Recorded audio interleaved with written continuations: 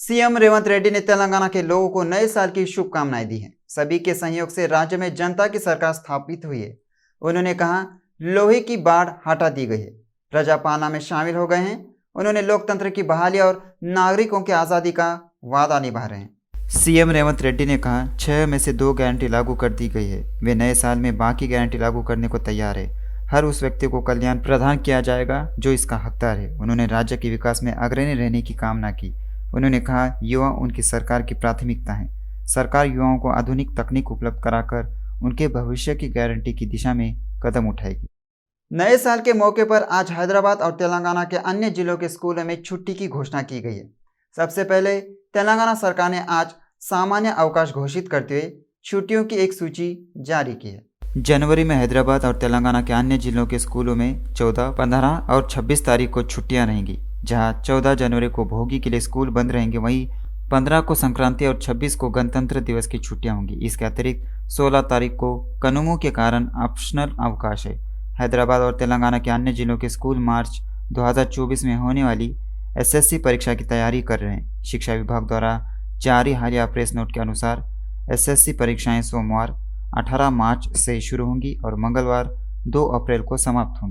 तेलंगाना की राज्यपाल तमिलिसाई ने लोगों को नए साल की शुभकामनाएं दी है। राज्यपाल ने नए वर्ष का स्वागत नई आशाओं, नए संकल्प और नए विश्वास के साथ करने को कहा। राज्यपाल ने कहा, वर्ष 2024 में हर घर में विकास और खुशहाली की लहर लाए। सभी क्षेत्रों और सभी सामाजिक समूहों को सतत विकास के पथ पर आगे बढ़ना चाहिए। उनकी कामना है, वर्ष 2024 में राज्य के हर परिवार को पूर्ण ईश्वरीय कृपा मिले। हैदराबाद में नए साल का जश्न मनाया जा रहा है। भीड़ भाड़ वाले क्लब और पब कार्यक्रमों को डीजे स्टेप्स और सनात्मक कार्यक्रमों के साथ अच्छी तरह से आयोजित किया गया। शहर में 100 से अधिक कार्यक्रम आयोजित किए गए। कार्यक्रम भव्य तरीके से आयोजित किए गए। खासकर उपनगरों में बॉलीवुड और टॉलीवुड हस्तियों के साथ विशेष कार्यक्रम आयोजित किए गए। पुलिस ने समारोह पर सख्त प्रतिबंध लगाए। उन्होंने चेतावनी दी थी, अगर राष्ट्रगान का उल्लंघन किया गया तो कार्रवाई की जाएगी। पुलिस ने सलाह दी थी, देर रात 1 बजे के बाद कोई भी समारोह आयोजित नहीं किया जाना चाहिए। विशेषकर नशीली दवाओं का प्रयोग पर सख्ती निपटा गया। पुलिस ने 3 आयुक्तालयों के अधिकार क्षेत्र की गहन जांच की। शराब की रिकॉर्ड खरीदारी होने की संभावना रही। ऐसा लग रहा है प्रति काउंटर 20 से 25 लाख का कारोबार होने की संभावना व्यक्त की गई। नए साल के मौके पर देर रात 12 बजे तक वाइन पीने की इजाज़त थी। बार 1 बजे तक खुले रखे गए। पुलिस ने पूरे शहर में ड्रंक एंड ड्राइव अभियान चलाया। हर कोई जानता है, रेवंत रेड्डी और कोमिटी रेड्डी वेंकट रेड्डी चुनाव से कुछ महीने पहले तक तेलंगाना की राजनीति में ध्रुवीय विपरीत की तरह काम कर रहे थे। मीडिया में ऐसी खबरें आईं, इन दोनों के आपस में नहीं बन पाई। लेकिन विधानसभा चुनाव के साथ स्थिति बदल गई। तेलंगाना चुनाव के समय कांग्रेस के सभी नेताओं ने अपने मतभेद भुलाकर पार्टी को जीत दिलाने के लिए मिलकर काम किया। फिर रेवंत रेड्डी मुख्यमंत्री बने, कोमिटी रेड्डी वेंकट रेड्डी मंत्री बने। अब कोमिटी रेड्डी रेवंत के लिए दोस्ती का गाना गा रहे हैं। दरअसल उन्होंने रेवंत के साथ अपनी दोस्ती पर एक गाना जारी किया है। इससे जुड़ा वीडियो ट्वीट किया गया। कोमिटी रेड्डी ने इन दोनों को दोस्ती को काव्यात्मक ढंग से बयां करने की कोशिश की। केटीआर ने ट्वीट किया, बीआरएस नेताओं को लगता है राज्य में कई विकास कार्य करने के बावजूद वे हार गए हैं। बीआरएस के कार्यकारी अध्यक्ष केटीआर की टिप्पणियां इसका प्रमाण है। एक नेटिजन ने ट्वीट किया, केसीआर को तेलंगाना में 32 सरकारी मेडिकल कॉलेज स्थापित करने के बजाय 32 यूट्यूब चैनल स्थापित करने चाहिए थे। इस पर केटीआर ने जवाब दिया। उन्होंने कहा, नेटिजन द्वारा दिया गया सुझाव सबसे अच्छा है और वह उनके विचार से सहमत है। केटीआर ने कहा, नेटिजन की राय है वे 32 यूट्यूब चैनल कम से कम केसीआर के खिलाफ चल रहे झूठे प्रचार का मुकाबला करने के लिए उपयोगी होते, और यदि आप इसके बारे में सोचते हैं तो नेटिजन की राय उचित लगती है। उन्होंने कहा, अगर 32 यूट्यूब चैनल स्थापित किए गए होते तो दुष्प्रचार से निपटना आसान होता। उस्मानिया यूनिवर्सिटी में तेलंगाना कार्यकर्ताओं ने बैठक की हुई है। तेलंगाना आंदोलन में भाग लेने वाले कार्यकर्ताओं ने आर्ट्स कॉलेज में इस बैठक का आयोजन किया। उन्होंने कहा, कांग्रेस सरकार को वर्ष 2009 से 2014 तक तेलंगाना आंदोलन में सक्रिय रूप से काम करने वाले हर कार्यकर्ता को पहचानना चाहिए। कार्यकर्ताओं से किए गए वादे के मुताबिक उन्होंने 250 गज मकान की ज़मीन देने को कहा गया। दोपहर 1 बजे 8 तारीख को आर्ट्स कॉलेज की न्यूज़ सेमिनार हॉल में तेलंगाना कार्यकर्ताओं की बैठक होगी। टॉलीवुड डायरेक्टर के राघवेंद्र राव ने तेलंगाना के सीएम रेवंत रेड्डी से मुलाकात की। राघवेंद्र राव हैदराबाद में मुख्यमंत्री रेवंत रेड्डी के आवास पर गए और उनसे विनम्रतापूर्वक मिले। राघवेंद्र राव ने रेवंत रेड्डी को फूलों का गुलदस्ता भेंट किया और उन्हें शॉल ओढ़ाकर सम्मानित किया। मौके पर ऐसा लग रहा है दोनों के बीच फिल्म इंडस्ट्री से जुड़े कई मुद्दों पर बातचीत हुई। तेलंगाना कांग्रेस पार्टी ने इससे जुड़ा वीडियो सोशल मीडिया पर शेयर किया है। मेगा स्टार चिरंजीवी, नंदमुरी बालकृष्ण और नागार्जुन अमला की जोड़ी ने हाल ही में सीएम रेवंत रेड्डी से भी मुलाकात की थी। रेवंत रेड्डी ने तेलंगाना के नए मुख्यमंत्री के रूप में शपथ ली। 11 मंत्रियों के साथ नई मंत्रिपरिषद का भी गठन किया गया है। शपथ ग्रहण समारोह भव्य था। सोनिया, राहुल और प्रियंका मौजूद थे। समारोह में अध्यक्ष मल्लिकार्जुन खड़गे, कर्नाटक के मुख्यमंत्री और अन्य कांग्रेस नेताओं के भाग लेने की उम्मीद थी, लेकिन उनके आगमन के साथ मंच को और अधिक खूबसूरती से सजाया गया था।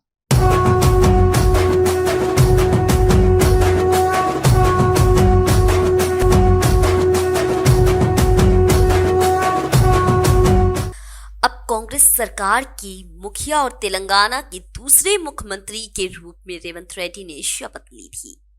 कुछ ही समय में इस स्तर तक पहुंच गए हैं कि इसके लिए केसीआर ही परोक्ष रूप से जिम्मेदार है। 2014 के चुनाव के बाद एमएलसी चुनाव के दौरान तत्कालीन मुख्यमंत्री केसीआर की कुटिल रणनीति के तहत रेवंत रेड्डी को गिरफ्तार कर जेल भेज दिया गया था। अपनी इकलौती बेटी की शादी के अवसर पर रेवंत रेड्डी स्कॉट्स जमानत में बाहर आए और तुरंत फिर से जेल गए। अगर ये घटना नहीं होती तो रेवंत रेड्डी को इतनी प्रतिकार की भावना नहीं होती। उनकी बेटी की शादी के भव्य तरीके से आयोजित करना असंभव बना दिया और उस दिन की घटनाओं को एक अवसर में बदल दिया। उन्होंने तेलुगु देशम पार्टी से इस्तीफा दे दिया और कांग्रेस पार्टी में शामिल हो गए। उनके आक्रामक स्वभाव और वाक्पटुता से प्रभावित होकर राहुल गांधी ने उन्हें पदोन्नति देते हुए टीपीसीसी का अध्यक्ष नियुक्त किया।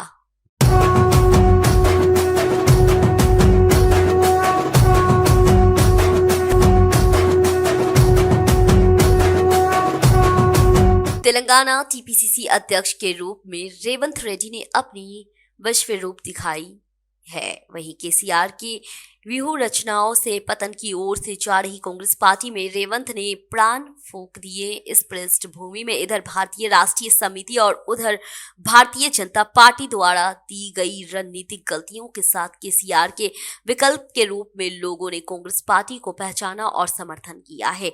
साथ ही लोगों ने रेवंत रेड्डी के नेतृत्व की सराहना की। वहीं ताजा चुनाव में कांग्रेस पार्टी को बहुमत मिलने के बावजूद रेवंत रेड्डी को मुख्यमंत्री बनाने से कुछ ताकतों ने 2 दिनों तक रोकने की कोशिश की। वहीं कुछ नेताओं जो अपने निर्वाचन क्षेत्र से परे पड़ोसी निर्वाचन क्षेत्र में पार्टी उम्मीदवारों को जिताने की कोशिश भी नहीं कर सके, उन्हें मुख्यमंत्री पद के दावेदार के रूप में प्रचारित किया गया। वहीं स्वाभाविक रूप से केसीआर एंड कंपनी को रेवंत रेड्डी का मुख्यमंत्री बनाना पसंद नहीं है। वहीं आश्चर्य की बात है कि आंध्र प्रदेश के मुख्यमंत्री जगन मोहन रेड्डी भी नहीं चाहते हैं कि रेवंत रेड्डी मुख्यमंत्री बने। वहीं जगन की मन में क्या है ये समझ के भाड़े का मीडिया तुरंत मैदान में उतर आया और ये प्रचार करने लगा कि मुख्यमंत्री पद के उम्मीदवार की समस्या जटिल हो गई है।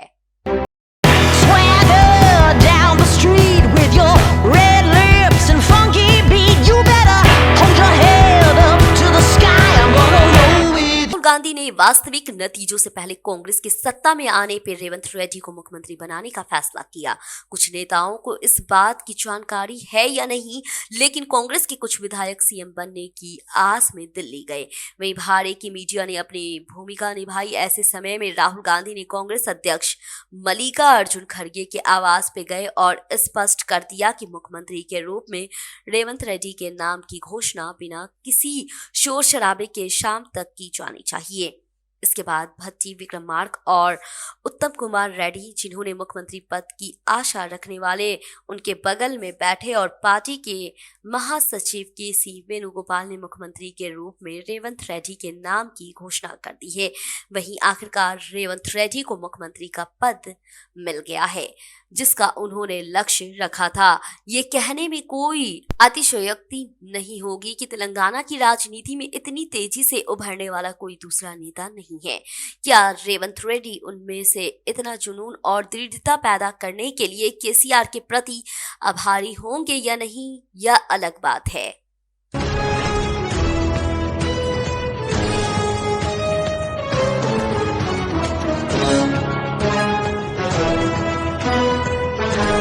वहीं चंद्रबाबू नायडू के विषय में भी केसीआर ने इतनी कृतज्ञता नहीं दिखाई और उल्टा दुश्मनी बढ़ा ली है। वैसे भी रेवंत रेड्डी को जो मनचाहा पद मिला है, अब से उनका सफर कैसा रहेगा, अब सामने क्या चुनौतियां हैं, यह अब बहस का विषय है। रेवंत रेड्डी के आक्रामक स्वभाव और वाक्पटुता के बारे में बहुत से लोग जानते हैं, लेकिन बहुत कम लोग जानते हैं कि वह एक गहरे स्वभाव के भी इंसान हैं। वह पहले ही तय कर लेते हैं कि कब क्या करना है, मुख्यमंत्री के तौर पर क्या करना है, इसकी स्क्रिप्ट भी उन्होंने तैयार कर ली है। वहीं संक्षेप में कहा जाए कि रेवंत रेड्डी दिखने में छोटे हैं लेकिन बुद्धिमत्ता में मोटे हैं, चूंकि कांग्रेस पार्टी को केवल बहुमत ही मिला है। ऐसे में उनके सामने सबसे बड़ी चुनौती सभी विधायकों के बीच तालमेल बिठाकर आगे चलने की है। वहीं पिछले 9.5 सालों में बिना किसी लज्जा के अनेक नेता दल बदल हुए। ऐसे में नेताओं को सत्ता के बिना विपक्ष में रहना बेकार दिखने लग गया। इसके साथ ही ऐसे नेता भी है जो अपनी ही पार्टी में मुख्यमंत्री की कुर्सी पर नजर गड़ाए हुए हैं। ये नेता कभी भी बगल में नश्तर बन सकते हैं। वहीं काडयम श्रीहरि के मुताबिक अगर बीजेपी और मजलिस पार्टी के सदस्यों को शामिल कर लिया जाए तो केसीआर की ताकत 54 हो जाएगी। अगर सीपीआई सदस्यों को शामिल कर लिया जाए तो कांग्रेस की ताकत सिर्फ 65 है।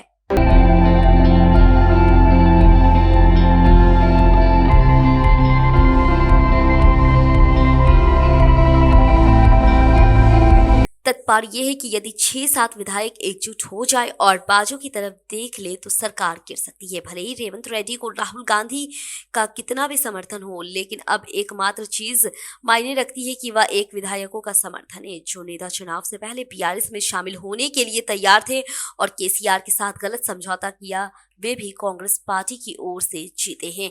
इस कारण रेवंत रेड्डी के सामने इस समय स्थिर सरकार प्रदान करना आगे कुआं और पीछे खाई जैसी स्थिति है। अब सवाल उठता है कि क्या मुख्यमंत्री अपनी ही पार्टी से चुनौतियों का सामना करने के लिए बीआरएस से दल बदल को प्रोत्साहित करने की कोशिश करेंगे। वहीं कांग्रेस सरकार गिराने की कोशिश केसीआर बंद नहीं करेंगे। ये बात रेवंत रेड्डी भी अच्छी तरह से जानते हैं। इसके चलते मुख्यमंत्री रेवंत की ओर से बीआरएस की ओर से कुछ विधायकों को कांग्रेस में शामिल कराने की कोशिश की और कर सकते हैं। यदि ऐसा होता है तो रेवंत रेड्डी को दोषी ठहराने की नैतिकता केसीआर बहुत पहले ही खो चुके हैं। वहीं अगले चुनाव तक बीआरएस को नेस्तानाबूद कर बीजेपी एक मजबूत विपक्ष के रूप में उभरने की कोशिश कर सकती है। एक तरह से जितनी मुश्किलें रेवंत रेड्डी को सरकार बचाने की है तो उतनी ही परेशानी केसीआर को अपनी पार्टी को बचाने की है।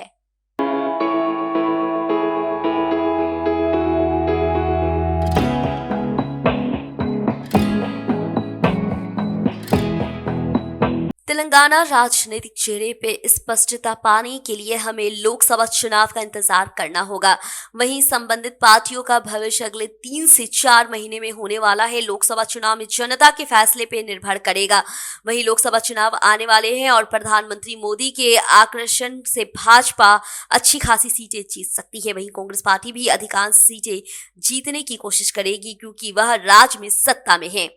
इन दोनों पार्टियों के बीच सिर्फ बीआरएस ही फंसा हुआ है। यदि वह सम्मानजनक संख्या में सीटें नहीं जीतती है तो लोकसभा चुनाव के बाद बीआरएस का भविष्य सवालों के घेरों में होगा। अगर केसीआर कुल 17 सीटों में से कम 6 सीट नहीं जीतती है तो उनके लिए पार्टी को बचाना मुश्किल होगा। इस चुनाव में जीतने वाले 39 विधायकों में से कुछ लोकसभा चुनाव के बाद दल बदल की संभावना अधिक है।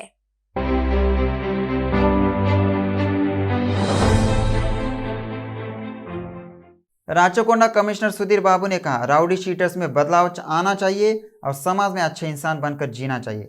सीपी ने एलबी नगर कमिश्नर कैंप ऑफिस में आयोजित राउडी शीटर्स काउंसलिंग शिविर में ये बात कही। उपद्रवी शीटर्स को सलाह दी वे अपने परिवार को याद रखें और सुनिश्चित करें कि भविष्य में भी उनके बच्चे उनकी तरह राउडी शीटर न बने। सीपी ने कहा, बच्चे अपने माता पिता को देखकर उन्हीं की तरह सीखते हैं। एक उच्च पदस्थ कर्मचारी का बेटा अपने पिता की तरह नौकरी करना चाहता है और इस बात का खतरा रहता है राउडी शीटर्स के बेटे भी उन्हीं की तरह राउडी शीटर बन जाएंगे। अगर असामाजिक तत्वों में कोई बदलाव नहीं आया तो मुख्यमंत्री के सुझाव के अनुसार सख्त कार्रवाई की जाएगी। मानवीय भावना के तहत काउंसलिंग की जांच की जा रही है। इस काउंसलिंग के बाद जो लोग बदलाव चाहते हैं उन्हें नई जिंदगी की शुरुआत करनी चाहिए। राचकोंडा आयुक्तालय भविष्य में राउडी शीटर्स पर विशेष निगरानी रखेगा। उन्होंने चेतावनी दी, अगर कोई भी बिना बदले असामाजिक गतिविधियों को अंजाम देने की कोशिश करता है तो उन्हें कड़ा सबक सिखा जाएगा। प्रधानमंत्री नरेंद्र मोदी ने कहा, वर्ष 2023 में भारत ने कई क्षेत्रों में सफलता हासिल की है। देश में विकास और आत्मनिर्भरता की भावना पैदा हुई है। मन की बात के 108वें एपिसोड में प्रधानमंत्री ने सुझाव दिया, देश के लोगों को शारीरिक और मानसिक स्वास्थ्य पर विशेष ध्यान देना चाहिए। मन की बात में ईशा फाउंडेशन के संस्थापक सदगुरु, भारतीय महिला क्रिकेट टीम के कप्तान हरमनप्रीत कौर, शतरंज के दिग्गज विश्वनाथन आनंद, अभिनेता अक्षय कुमार ने फिट इंडिया को साकार करने की दिशा में आगे बढ़ने के लिए अपने फिटनेस टिप्स बताए। प्रधानमंत्री ने याद दिलाया, भारत ने इस साल महिला आरक्षण विधेयक पारित करने समेत कई विशेष उपलब्धियां हासिल की है। पूरा देश अयोध्या राम मंदिर के उद्घाटन समारोह का बेसब्री से इंतजार कर रहा है। मोदी ने कहा, इस ऐतिहासिक क्षण में कला जगत अपनी शैली साझा कर रहा है। मोदी ने नेटिजन्स को #श्री राम भजन के साथ राम की कलात्मक भावनाओं को साझा करने की सलाह दी। सिकंदराबाद निर्वाचन क्षेत्र के सीताफल मंडी डिवीजन में राम अक्षिंतला शोभा यात्रा का भव्य आयोजन किया गया। अवसर पर आज से 15 जनवरी तक घर घर जाकर श्री राम अक्षिंतला का वितरण किया जाएगा। उन्होंने कहा, उन्हें भगवान राम के अक्षिंतला वितरण करने में खुशी हुई, जिन्होंने अयोध्या में विशेष पूजा की। जुलूस में सिकंदराबाद के भाजपा नेता कंदाड़ी नागेश्वर रेड्डी, कनकतला हरि, रवि प्रसाद गौड़ और अन्य शामिल हुए। उन्होंने कहा, कार्यक्रम का भव्य आयोजन किया गया। कांग्रेस अध्यक्ष मल्लिकार्जुन खड़गे ने भारतीय जनता पार्टी के झूठ की कड़ी आलोचना की है। प्रधानमंत्री नरेंद्र मोदी की एक्स पर आलोचना की। कहा, वर्ष 2023 प्रधानमंत्री नरेंद्र मोदी की यह आखिरी संबोधन है। प्रधानमंत्री ने कहा था, वर्ष 2022 तक देश में किसानों की आय दोगुनी करने का वादा किया था, इसे याद दिलाया।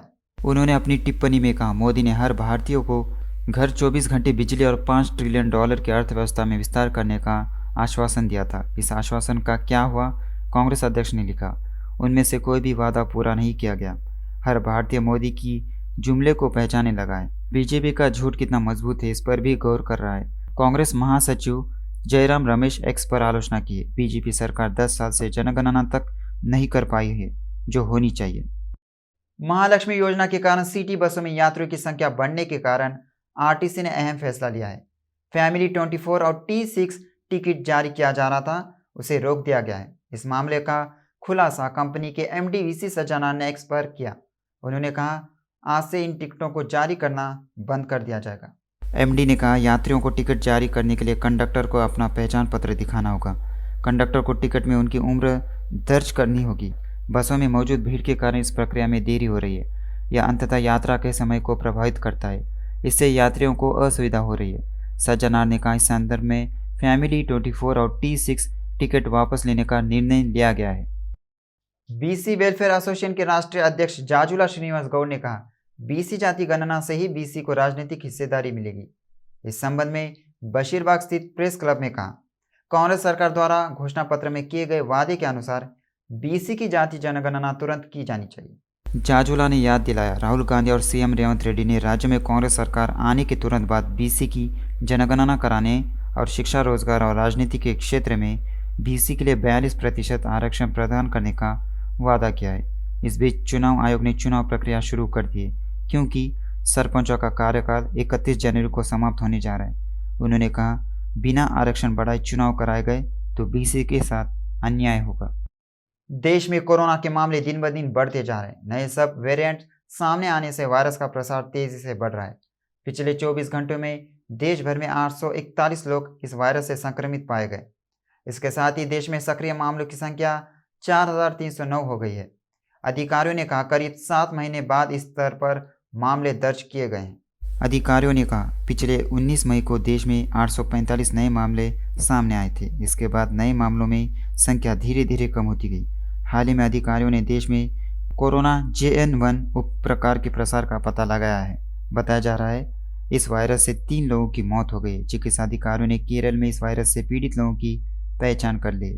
सबसे ज़्यादा मामले केरल में बढ़ रहे हैं। इस पृष्ठभूमि में अधिकारियों को संदेह है, नए वेरिएंट के कारण मामले बढ़ सकते हैं। इस बीच चिकित्सा अधिकारी चिंता जता रहे हैं। नए साल के जश्न के दौरान कोरोना का प्रसार बढ़ने का खतरा है।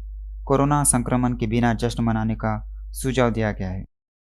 प्रसिद्ध कवि और तेलुगु विश्वविद्यालय के पूर्व कुलपति आचार्य एन गोपी ने कहा, चिल्लरा भवानी देवी बहुमुखी साहित्यिक प्रतिभा है। हैदराबाद के चिकटपल्ली में प्रतिष्ठित व्यक्तियों को पुरस्कार प्रदान किए गए। त्यागराज गणसभा कला सुब्बाराव कला मंच पर लेखिका वासिरेड्डी सीता देवी को राष्ट्रीय पुरस्कार से सम्मानित किया गया।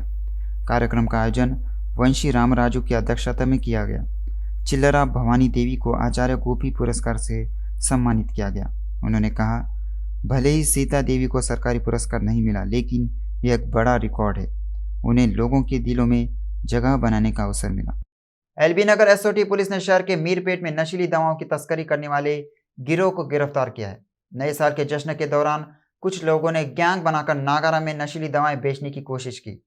सूचना मिलने पर पुलिस ने छापेमारी कर उन्हें गिरफ्तार कर लिया। तीनों आरोपियों को गिरफ्तार कर लिया गया है। पुलिस ने आरोपियों के पास से 15 ग्राम हेरोइन बरामद की है और 10,000 रुपये नकद, बाइक और 3 मोबाइल फ़ोन जब्त किए गए। राजेंद्र नगर में नशीली दवाएं बेचे जाने की खबर से हड़कंप मच गया।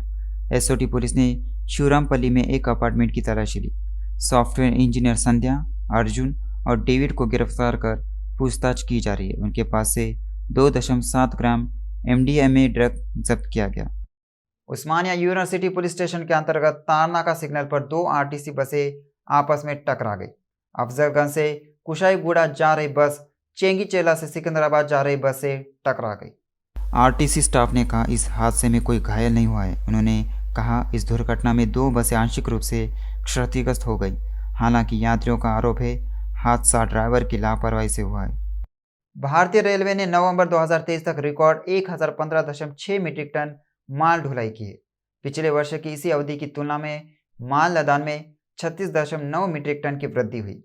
अप्रैल-नवंबर 2023 में माल ढुलाई के माध्यम से रेलवे द्वारा अर्जित राजस्व रुपये 1,10,007.5 करोड़ रुपए मिले हैं।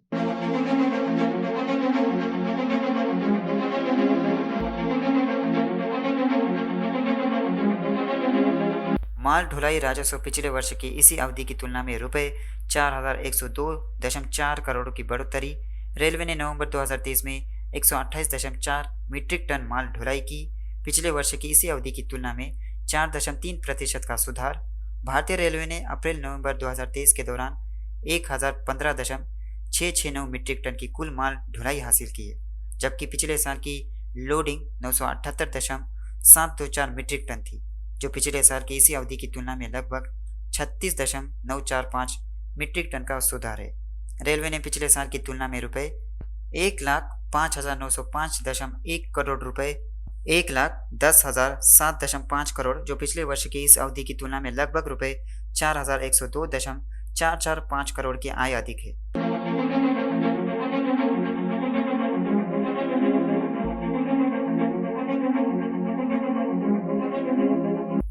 नवंबर 2022 में 123.088 मीट्रिक टन लोडिंग के मुकाबले नवंबर 2023 के महीने में 128.419 मीट्रिक टन की संस्थागत कार्गो हैंडलिंग हासिल की गई, जो पिछले वर्ष की तुलना में लगभग 4.33% का सुधार है।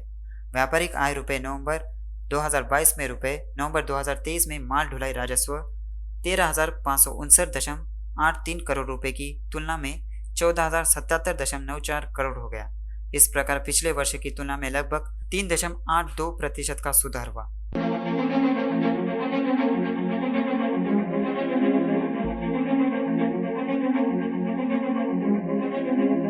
भारतीय रेलवे 65.48 मीट्रिक टन कोयला, 14.99 मीट्रिक टन लोहे आयस, 5.25 मीट्रिक टन पिग आयरन और तैयार steel, 5.58 metric tonne cement, 4.61 metric tonne clinker, 3.82 metric tonne खाद्यान्न, 5.9 इजीजर फातिलारे, 4.176 मीट्रिक टन जहाज नवंबर 2023 में खनिज तेल में कंटेनरों में 6.91 मीट्रिक टन और अन्य वस्तुओं में शेष 8.59 मीट्रिक टन।